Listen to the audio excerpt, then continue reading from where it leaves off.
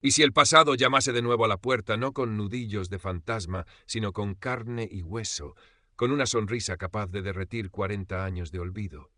Carmen, a sus 62 años, se hacía a veces esa pregunta mientras sus manos, expertas y pacientes, devolvían la vida a un azulejo trianero del siglo XVIII.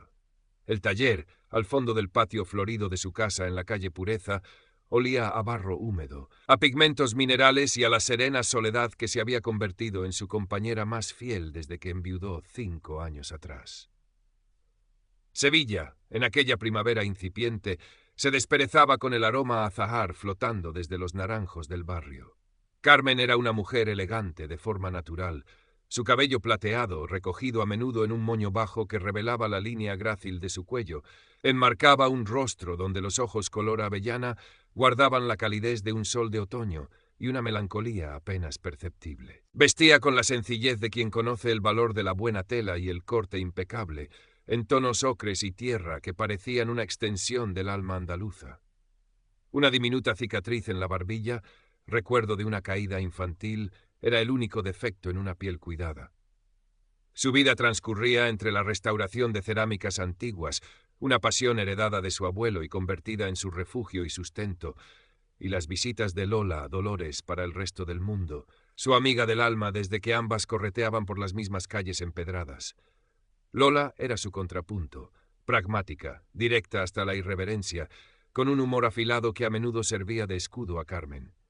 «Ese Rafael tuyo de la prehistoria, seguro que no se lo tragó un diplodocus en Bellas Artes», solía bromear Lola, mientras apuraba el café en la cocina de Carmen, inundada por la luz del patio. Rafael. El nombre evocaba en Carmen una época de pasión febril, de sueños compartidos entre lienzos y modelos de escayola en la facultad. Un romance de juventud que terminó abruptamente cuando él, con su alma de artista errante, partió a buscar fortuna más allá de los Pirineos, dejando tras de sí una estela de promesas rotas y un corazón adolescente magullado. Carmen lo había guardado en el desván de los recuerdos agridulces, idealizado por el tiempo y la distancia. Su matrimonio con Antonio, el catedrático de Historia del Arte, había sido un puerto sereno, una complicidad intelectual profunda, pero carente de aquella chispa arrebatada de la juventud. No habían tenido hijos, y ahora la casa, aunque llena de belleza y recuerdos, a veces resonaba con un eco demasiado grande. Fue en una pequeña feria de artesanía en la plaza del Altozano, un sábado luminoso. Carmen exponía algunas de sus restauraciones más delicadas. Estaba explicando a una turista el proceso de recuperación de un plato de reflejo metálico cuando una voz a su espalda, con un timbre que le resultó extrañamente familiar, dijo: «Carmen, Carmen Rivas, la maga de los pinceles imposibles». Se giró y el aire pareció volverse más denso. Allí estaba él. Rafael, 64 años, que llevaba con un estudiado aire bohemio. El cabello entrecano, más largo de lo que dictaba la convención, una barba cuidadosamente descuidada, ojos vivaces y una sonrisa que, incluso después de 4 décadas, conservaba la capacidad de desarmar. Vestía una camisa de lino arrugada con elegancia y un pañuelo de seda anudado al cuello. «Rafael», susurró Carmen, sintiendo como un rubor inesperado les por las mejillas. «No puede ser», continuó él, acercándose, sus ojos recorriéndola con una mezcla de sorpresa y admiración. «¿Sigues igual o incluso más hermosa? El tiempo ha sido generoso contigo, como con las buenas obras de arte».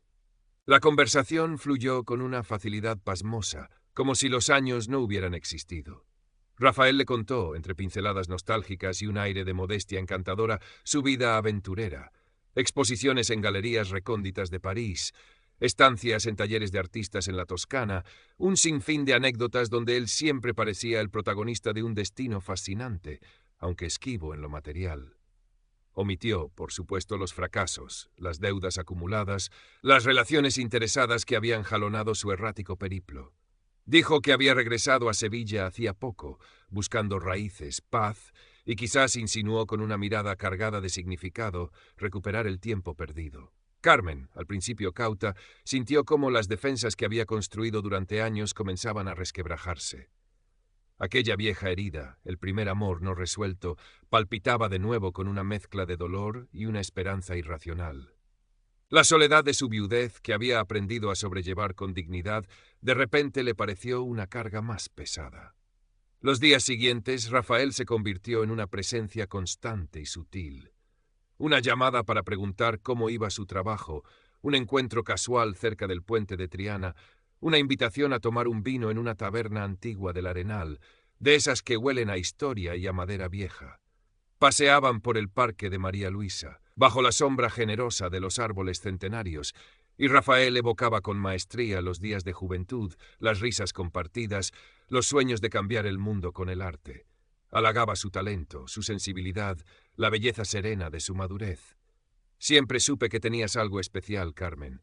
Una luz propia, le dijo una tarde, mientras el sol se ponía sobre el Guadalquivir tiñendo el cielo de naranjas y violetas.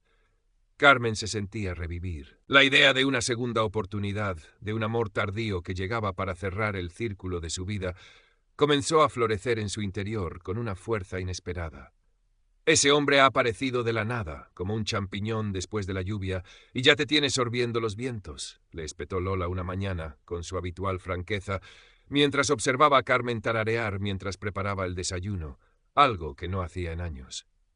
Lola, por favor, es solo un amigo del pasado. Además, ¿qué tiene de malo ilusionarse un poco?, replicó Carmen, aunque una pequeña voz en su interior le advertía que Lola podría tener razón, pero la desechó.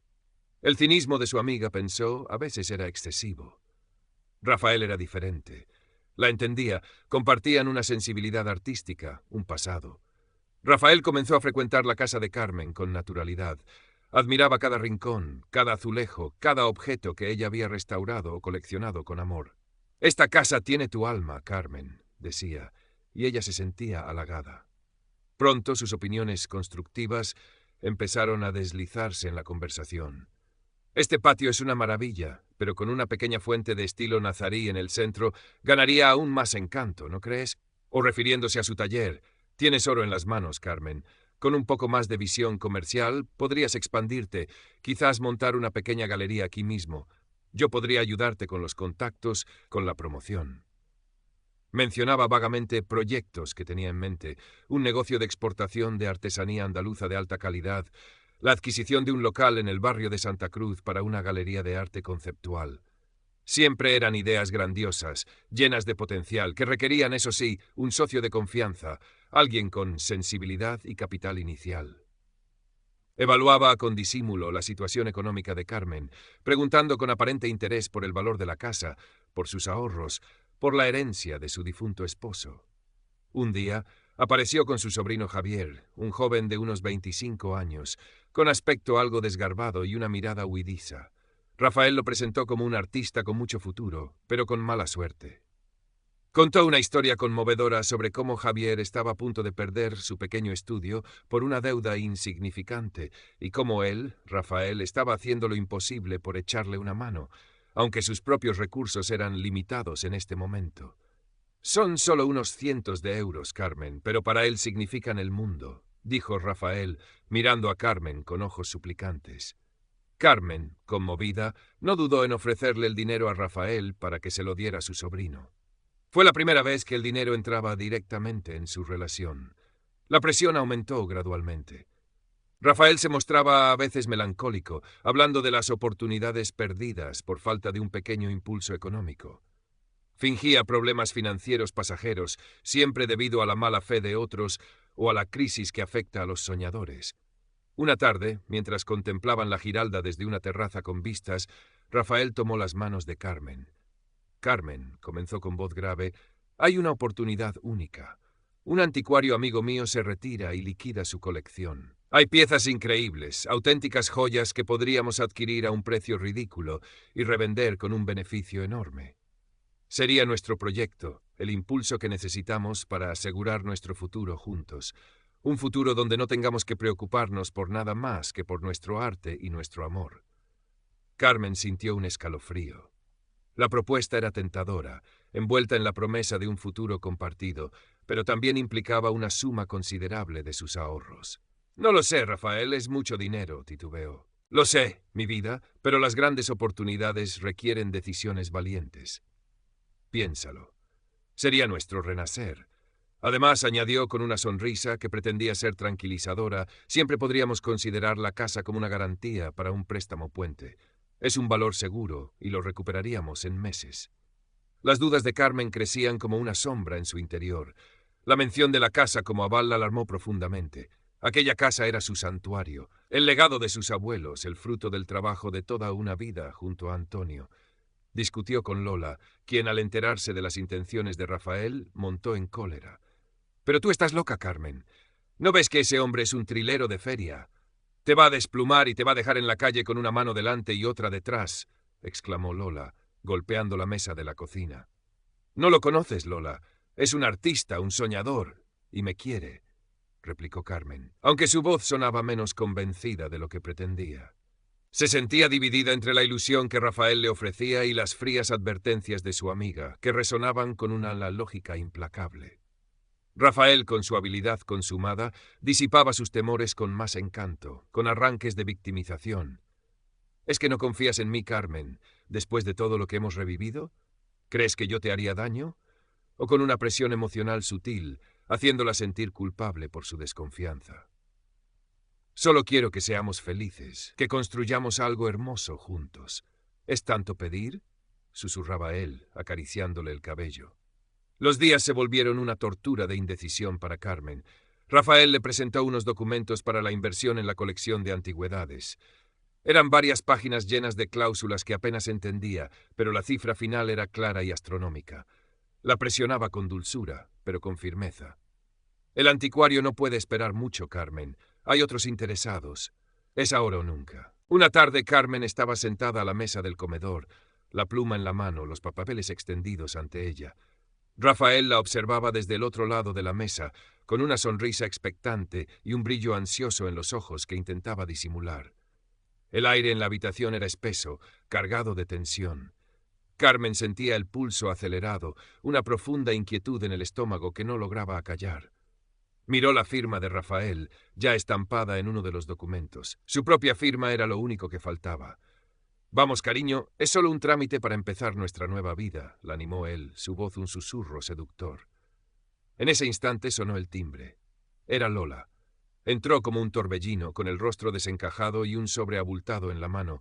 «Ni se te ocurra firmar nada, Carmen», gritó, antes incluso de saludar. Miró a Rafael con un desprecio gélido. «Creía que eras un simple aprovechado, pero eres algo mucho peor». Rafael se levantó, intentando mantener la compostura. «¿Pero qué modales son estos, Dolores? Estábamos en medio de algo importante». «Importante para tu bolsillo, ¿verdad, estafador?», replicó Lola, abriendo el sobre y extrayendo un fajo de papeles. «He estado investigando, Carmen. Hablé con un viejo contacto en la policía, busqué en archivos de periódicos de otras ciudades donde este caballero», dijo con sarcasmo, «ha dejado su artística huella». Extendió sobre la mesa recortes de prensa amarillentos, fotocopias de denuncias, incluso una carta manuscrita de una mujer en Valencia que relataba una historia dolorosamente similar a la que Carmen estaba viviendo. Nombres diferentes, proyectos diferentes, pero el mismo modus operandi. Un hombre encantador que aparecía de la nada, seducía a mujeres solas con patrimonio y desaparecía tras vaciar sus cuentas. Carmen miraba los papeles con ojos desorbitados. Cada palabra, cada imagen, era un martillazo en el frágil edificio de sus ilusiones. Levantó la vista hacia Rafael. Su rostro había perdido todo color, la sonrisa se había congelado en una mueca horrible. «Rafael», comenzó Carmen con la voz rota, «dime que esto no es verdad». Él intentó una última defensa. «Son calumnias, envidias, gente que quiere destruirme. Carmen, mi amor, tienes que creerme a mí». Su voz sonaba desesperada, falsa, pero la máscara se había caído. En sus ojos Carmen ya no veía al amante reencontrado, sino la fría y calculadora mirada de un depredador. El dolor fue tan agudo que la dejó sin aliento, una puñalada helada en el centro del pecho. Pero junto al dolor surgió una rabia fría, una lucidez amarga. Con una calma que la sorprendió a sí misma, recogió los documentos que iba a firmar y los rompió en pedazos. «Vete», dijo, su voz apenas un susurro, pero cargada con el peso de una resolución inquebrantable. «Vete de mi casa y de mi vida, ahora mismo». Rafael intentó replicar, suplicar, amenazar veladamente. «Te arrepentirás de esto, Carmen. Estás cometiendo un error. El único error fue creer que podías haber cambiado», lo interrumpió ella, señalando la puerta. «Fuera». Él la miró con odio, luego a Lola con desprecio, y finalmente, recogiendo su estudiado aire de dignidad ofendida, salió de la casa sin decir una palabra más. El portazo resonó en el silencio como el fin de una era. Carmen se derrumbó en la silla, el rostro entre las manos, y lloró. Lloró por la ilusión perdida, por la confianza traicionada, por su propia ingenuidad. Lola la abrazó, sin decir nada, dejando que el dolor fluyera.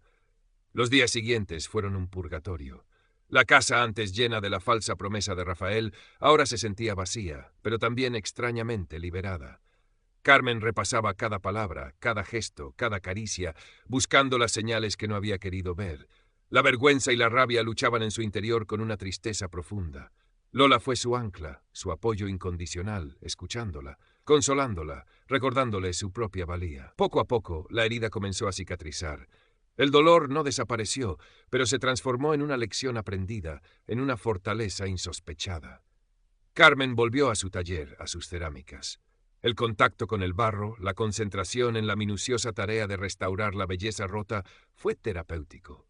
Meses después, una mañana de otoño, Carmen estaba en su taller, dando los últimos toques a una pieza compleja. Un gran jarrón hispano-morisco que había llegado hecho añicos y que ahora lucía casi su esplendor original.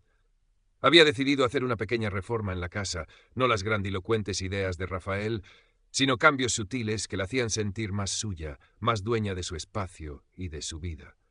El patio estaba radiante, con nuevas macetas de geranios y un pequeño rumor de agua de una discreta fuente que ella misma había diseñado e instalado.